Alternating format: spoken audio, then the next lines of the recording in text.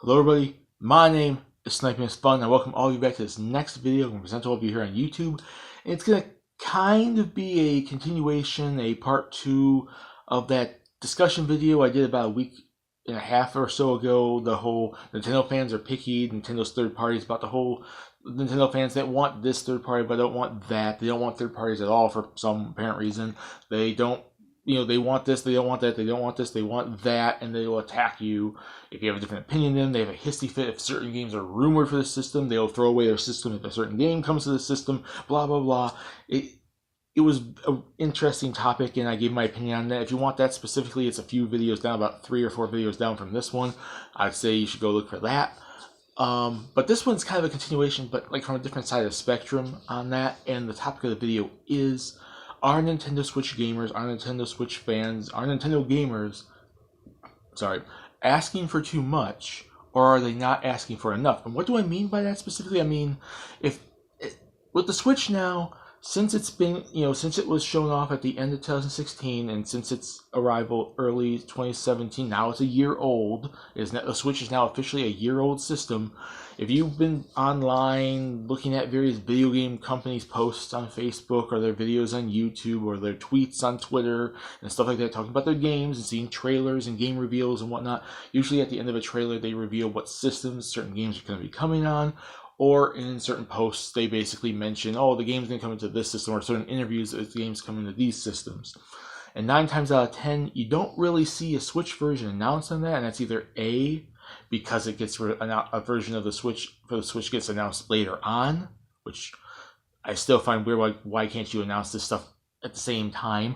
Or B, it's because there's no Switch version at all. And what you then see in the results, in the posts, the replies, the comments on a YouTube video, or the tweet responses on Twitter and YouTube, on Facebook posts and whatnot, is usually, I would love to see a Switch version. Can there please be a Switch version? Where's the Switch version? Can there please be a Switch? Various Switch-related posts about people asking for Switch versions for games, wanting to see these games come to Switch. And basically, it's like, it has happened a lot. Like, you see it a lot, a whole heck of a lot. And I could see people thinking it's a little, too much, really. I could see why. At the same time, because there's people that are for it, and there's people that are against it. There's people that are in that group and do that. There's people that are against it, kind of thing. And I can understand both sides of the spectrum. But the whole idea of, like, are they asking for too much, or are they asking for not enough? Myself, personally, I think we're either in the middle, a fine median, or we should be asking for more, because we are the consumers. We should be asking for more. But there are people that think differently and are like, oh, there's not everything can come to Switch. Not everything comes to Switch. You're asking for too much. You're irritating the developers. Like, why can't you shut up? Kind of thing. Like, it's not going to come to Switch. You should just be happy with that. You're happy with your stuff on the Switch.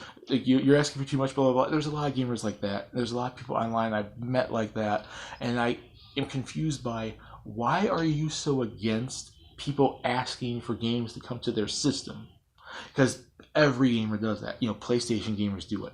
Xbox gamers do it. Nintendo gamers do it. The PC gamers do it. A lot of gamers do it, but, like, you don't really see that much irritation about people when it comes to, like, PlayStation or Xbox or whatnot. But when Nintendo gamers ask for it, then you start seeing, people getting irritated and be like, oh, well, not everything comes to Switch, not everything this is it.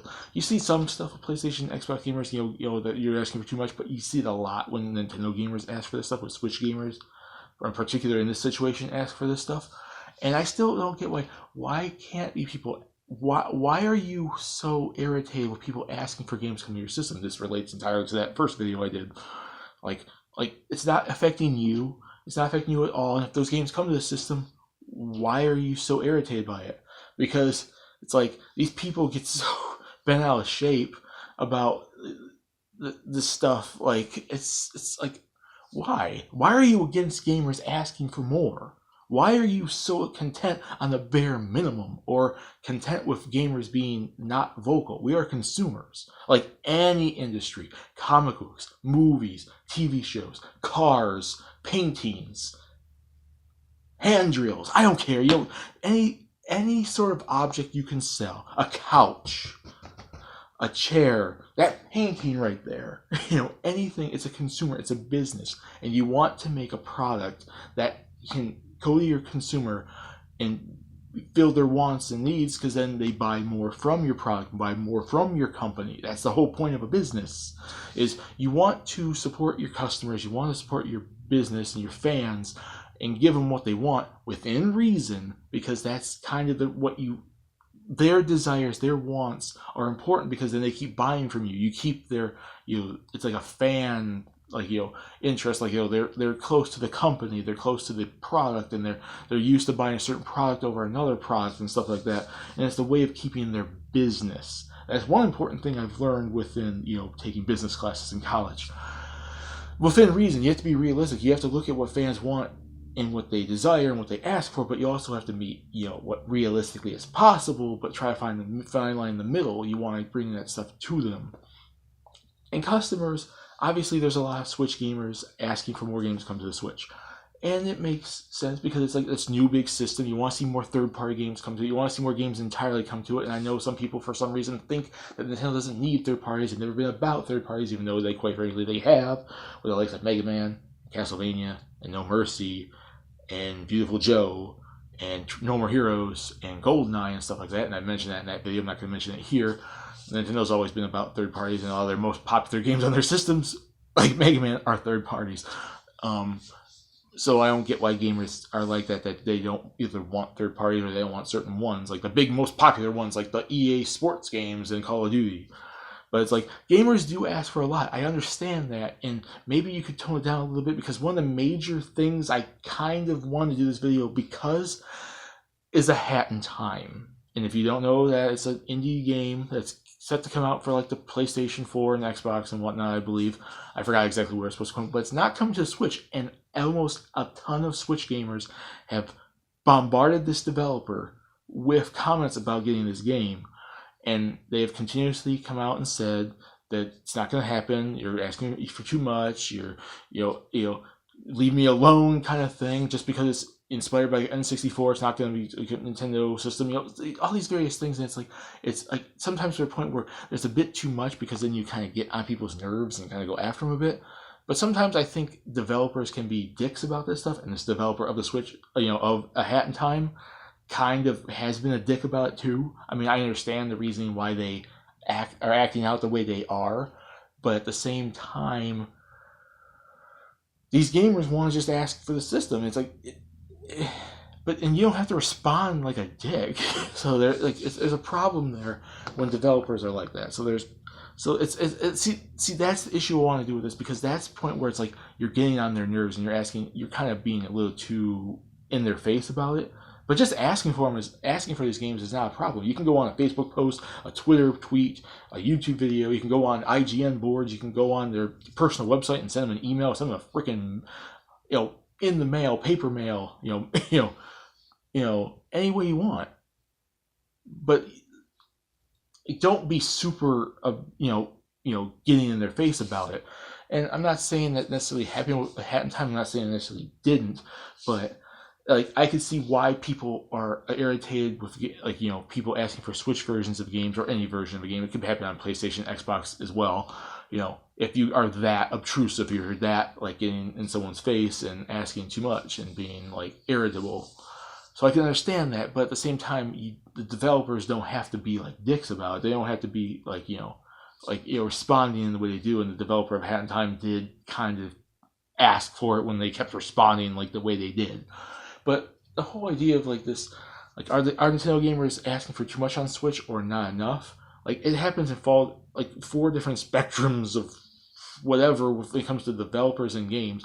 There's Nintendo gamers that are for it. There's Nintendo gamers, or any gamer for that matter, are against it. Gamers for it, gamers against it. There's developers that are for it. Like, quite frankly, the developers of Dragon Ball FighterZ literally came out and said, and other developers too, but I'm specifically saying Dragon Ball FighterZ because that's the one idea, that's the one example that's come to my mind. They literally said, if you're interested in seeing a Switch version of Dragon Ball FighterZ, you keep demanding for it. You keep showing your love for it. You keep showing you want for it. And other developers have said it too, because then they'll be able for them to gauge if they should do it or not. But then there's developers like the Hat in Time person that either are against it or irritated by the people asking for it or dicks about it, stuff like that. So it's like developers for it, developers against it, gamers for it, gamers against it, It's just a whole heck of a crazy situation. And quite frankly, I have 3 reasons for why I think Nintendo gamers are like they are with the Switch right now. There's a lot, or gamers in general are asking for Switch versions like they are now, as much as they are now, as crazy as they are now. 3 reasons. 1, not every Switch owner is a Nintendo gamer. They aren't. There have been people that have come from the PlayStation, they've come from the Xbox, maybe people that haven't played a video game system in years. The Switch's fan base is not exclusively the Nintendo fanboys, the Nintendo diehards. It's like almost everyone at this point. It's not like the Wii U. The Wii U, as good of a system as it was only really popular by Nintendo fans, and that's what was its almost ultimate downfall.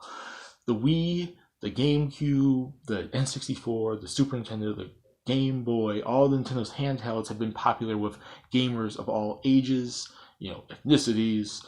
If they've been old school gamer or new gamer, they're exclusively for Nintendo games. They want third party games. It's been for almost everyone. Nintendo has been for multiple people at the same time, but the Wii U was kind of not like that. And even I would say the Wii to some extent, but the Wii had the casual audience and stuff like that. And it's the niche third party games and a major third party games like GoldenEye and No More Heroes and whatnot on it. And you had House Snow vs. Capcom and whatnot. So you had major third parties and niche third parties and the casual audience. So it wasn't straight Nintendo diehards. Like the Wii U kind of came out to be. But the Switch is kind of its audience is Nintendo fans and other gamers. It has stuff for PlayStation gamers, stuff for Xbox gamers, for casual gamers, stuff for old school gamers. It's indie gamers. It's for everyone. And a lot of those gamers are used to getting third parties, are used to playing on their Xboxes and their PlayStations, playing video games 10, 20 years ago, and getting their Mega Mans and their Call of Duties and their Resident Evils and their Final Fantasies and Kingdom Hearts and Dragon Balls and the Fighters and the Street Fighters and the Mortal Kombats and all these different third-party games. The first reason is why people are asking for it. It's not all Nintendo diehards asking for it. It's gamers in general that picked up the Switch because Switch is freaking popular and it's selling a whole heck of a lot. But they haven't probably played on Nintendo in a long time, or they're at least not a Nintendo diehard fanboy. They've played on other platforms, so they're used to getting those games on that system, and they're asking for those games on the Nintendo Switch. That's the first reason.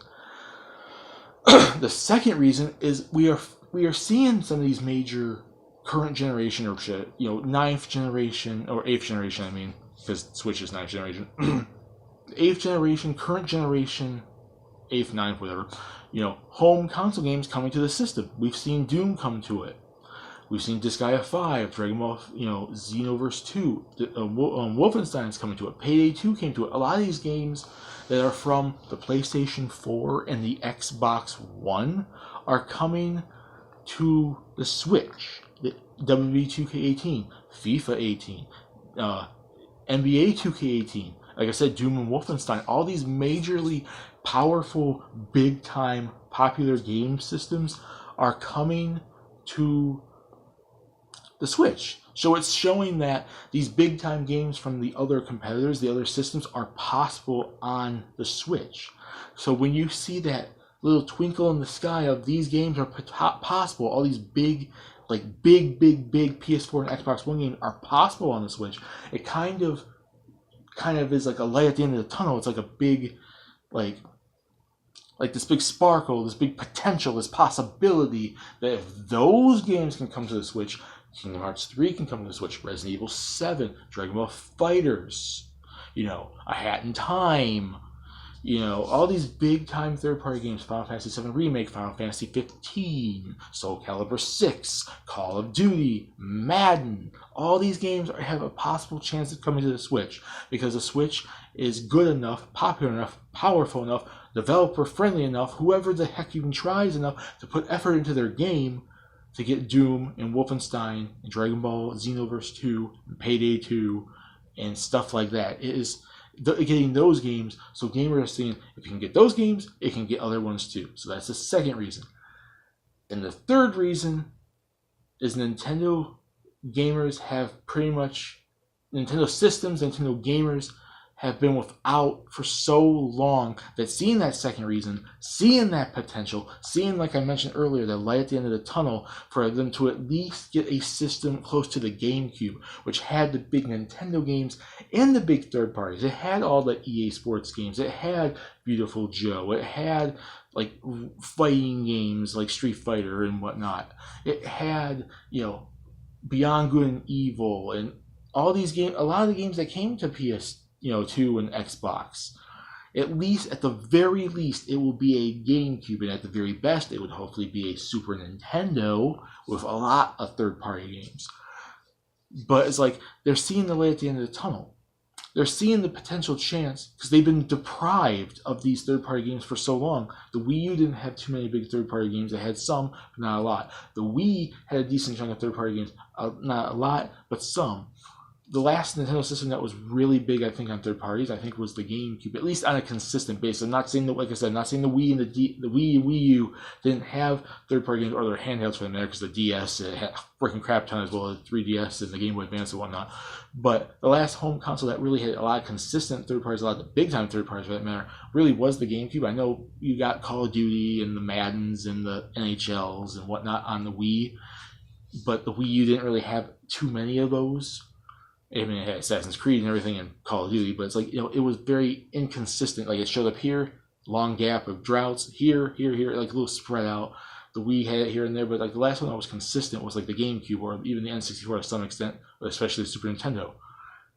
This is the potential chance for a Nintendo system, finally, like this treasure in the cave, in the desert, this dried up desert, seeing the Switch, this treasure that could potentially give you anything you really want, potentially give you back a Nintendo that at the very least it will be a GameCube, and its very highest could be a Super Nintendo in terms of third-party support alongside the Nintendo games. And the Nintendo gamers have been deprived of that for so long, it's like they're savoring at the mouth, they're drooling, they want those games, they're crawling to the end of the cave, to the light at the end of the tunnel. They climb out of the cave and grab their third-party support that they've been deprived of for so long. Those are the three reasons why I think Nintendo gamers are asking people are asking for Switch games as much as they are. One, it's not all Nintendo fans, so they're used to seeing all these other games, and they want to see them on their system. They just bought the Switch.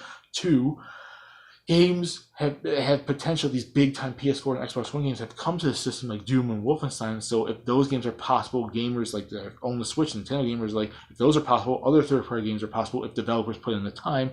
And three, Nintendo gamers have been deprived for so long.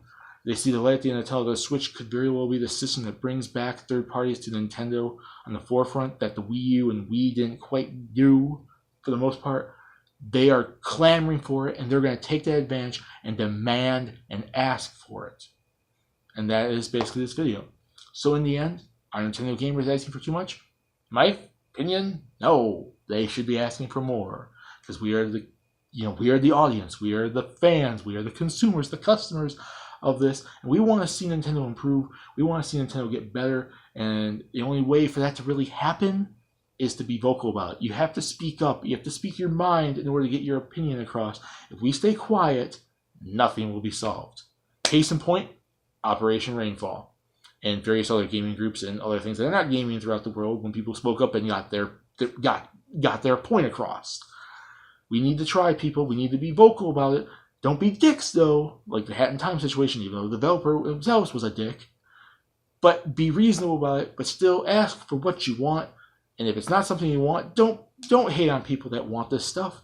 They want their stuff, you want their stuff. Stay out of their business. We all want Nintendo to improve, and hopefully the Switch is the system that brings us back to the days of at least the GameCube, but hopefully the Super Nintendo, or somewhere in the middle, somewhere that's in the range of a PlayStation and an Xbox, so Nintendo can get those third-party games alongside their games, best of both worlds, and that's what is best for business. My name is Typing is Fun. Peace. Please subscribe if you want to. Have a lovely day, and see you all later in the next video. Bye.